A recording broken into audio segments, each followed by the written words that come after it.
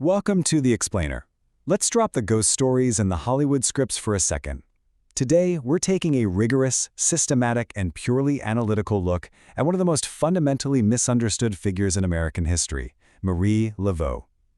If you think you know the Voodoo Queen of New Orleans, get ready to have those assumptions thoroughly tested. We're going to tear down the pop culture caricature and examine the actual mechanical structure of her power, her socioeconomic agency, and the very real historical data she left behind. Was the Voodoo Queen actually an intelligence broker? I want to hit you with this hypothesis right up front to shatter any preconceptions. The raw historical evidence suggests that beneath the smokescreen of mysticism, Marie Laveau operated a highly systematic intelligence network. She wasn't just casting spells, she was dealing in asymmetrical information, strategic leverage, and high-level consulting. So let's analyze exactly how she engineered this empire. Here is our analytical framework for today. We'll cover the woman behind the myth, entrepreneur and intelligence gatherer, Voodoo Queen and Catholic healer, the paradox of power, death, succession, and legacy, and wrap up with her enduring modern cultural footprint. We are dealing strictly in factual records and logical analysis here, so let's get into it. Section 1. The woman behind the myth. Let's fact-check the origins. There's a widespread historical blind spot regarding her birth. Popular sources constantly claim 1794, but archival baptismal records definitively plot her birth on September 10, 1801. She was born a free woman of color in the French Quarter. Now think about the operational environment she was born into. Navigating her early life exactly as the territory was shifting from Spanish colonial rule back to the French. In 1819, she married Jacques Paris, a free man of color fleeing the Haitian Revolution, but he disappeared, presumed dead shortly after. This left her a young widow who had to rapidly strategize her own survival. Ultimately, she navigated this incredibly complex landscape to live a highly influential life, dying in 1881 at the age of 79.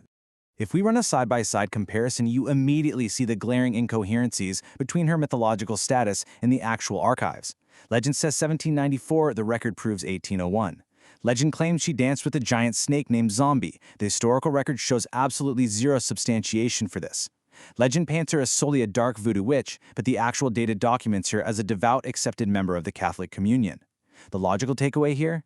This folklore is actually a massive disservice. It obscures her very real socioeconomic genius and minimizes a brilliant strategist into a cartoon character. Section 2. Entrepreneur and intelligence gatherer, the beauty parlor network. Laveau didn't magically summon a crystal ball. She systematically built a beauty parlor. Step 1 in her process, styling hair for the absolute wealthiest families in New Orleans. Step 2, active data collection. While she worked, she listened.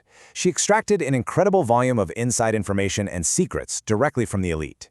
She also secured a covert secondary line of intelligence by paying or curing the ailments of their servants. Step 3, she weaponized this asymmetrical information. When these same wealthy clients came to her for voodoo consultations, she leveraged her vast intelligence network to present an unassailable image of clairvoyance. It was methodical data collection flawlessly monetized as mysticism.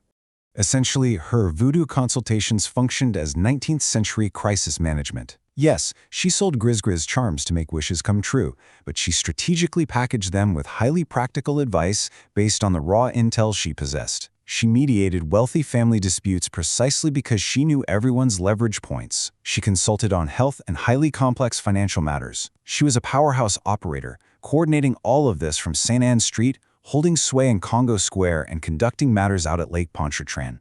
She was a master of systems. Section 3. Voodoo Queen and Catholic healer, the religious syncretism.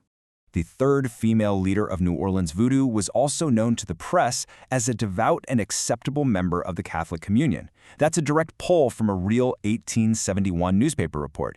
It completely invalidates the assumption that these two belief systems were mutually exclusive for her. Laveau employed a brilliant structural syncretism. She didn't choose between the two systems, she synthesized them. She utilized the frameworks of both to maximize her reach, authority, and leverage across every single layer of New Orleans society. And this religious influence wasn't just theoretical. It had highly practical, measurable applications. Let's call it syncretic compassion. She routinely visited prisoners on death row. Now, rumors constantly swirled that she was slipping them poison to cheat the gallows, which, by the way, was never proven. Her daughter later confirmed she was actually just preparing their last meals and praying with them using strict Catholic traditions. But here is the critical strategic angle. She actively sought pardons and commutations for the prisoners she favored. And because of her massive overlapping influence as both a Catholic healer and the Voodoo Queen, she actually got results. She literally held the power of life and death through social leverage. Section 4. The paradox of power, complicity and compassion. 7. We need to look at this hard, objective data point.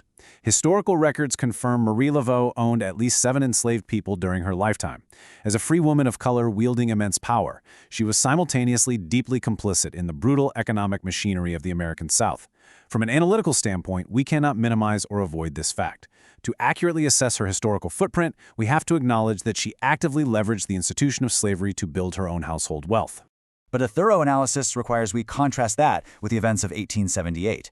During the catastrophic yellow fever epidemic that year, Laveau risked her own life to care for the sick. When almost everyone else with means fled the city, she stayed on the ground. She provided herbal remedies and prayers to the afflicted, completely free of charge. You have a woman capable of owning human beings who also functioned as a fearless frontline nurse during a deadly plague. This is the stark, uncomfortable reality of historical figures. They aren't purely heroes or purely villains. They're complex, contradictory operators navigating the specific systems of their time.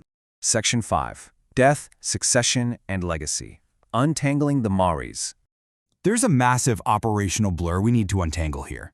When people talk about Marie Laveau, they are almost always blending 2 entirely different women into one myth. Marie I, the mother, our primary subject, was a classic strategist, private consultations, back-channel power, operating a covert intelligence network. Now her daughter, Marie II, took a wildly different approach to succession. She likely took over the operation, but her strategy was highly theatrical. Public events, inviting massive crowds to St. John's Eve rituals. The mother was the quiet, systematic mastermind. The daughter was the public-facing showman. When the original Marie Laveau died peacefully at home on June 15, 1881, the aftermath provided purely data-driven proof of her vast influence. Her funeral was massive, attended by a highly diverse cross-section of the city, explicitly including the white elite. This wasn't localized gossip. Her death triggered national news coverage from Virginia to Nebraska to Minnesota. She had successfully scaled her reputation nationwide. Today, it's widely believed she's interred in St. Louis Cemetery No. 1, specifically in the Glapion family crypt. Section 6. Enduring modern cultural footprint, the extradition and pop culture. For decades, visitors have completely bypassed the historical reality of her gravesite, treating it instead as an active, magical node. You've got this very specific, multi-step ritual. Draw 3 X's on the tomb, turn 3 times, knock, make a wish. Then, if you get an ROI on that wish, you return, circle the X's, and leave an offering. It's a perfect example of how the myth of her magic physically manifests in real time. People are simply desperate for the legend to be real. But notice the massive opportunity cost of that public obsession. Because of severe, ongoing vandalism, including someone literally covering that historic plaster tomb in kink latex paint, and thousands of people destructively scratching X's right into the fragile stone, the Archdiocese had to completely revoke open public access in 2015. You literally cannot go in now without a licensed guide. It's an incredible, almost tragic irony. The public's obsession with her spooky myth is systematically destroying the actual physical history she left behind. Let's look at the raw contemporary data. News sources at the time of her death in 1881 described her exactly like this: a woman of great beauty, intellect, and charisma, who was also pious, charitable, and a skilled herbal healer. That is the objective reality of who she was to the people who actually shared a city with her. Contrast that grounded reality with the modern, fictionalized caricatures you see of her in Marvel Comics or American Horror Story. So we have to ask the final analytical question. Why does history prefer the spooky caricature over the strategic mastermind? Marie Laveau was a high-level intelligence broker, a real estate owner, a crisis manager, and a brilliant synthesizer of religion and leverage. She engineered an empire out of a beauty parlor in a social structure entirely rigged against her. I want you to really consider what we lose, what the actual cost is when we reduce brilliant, highly complex historical operators to mere monsters and magic. Think about that the next time someone tries to sell you a ghost story.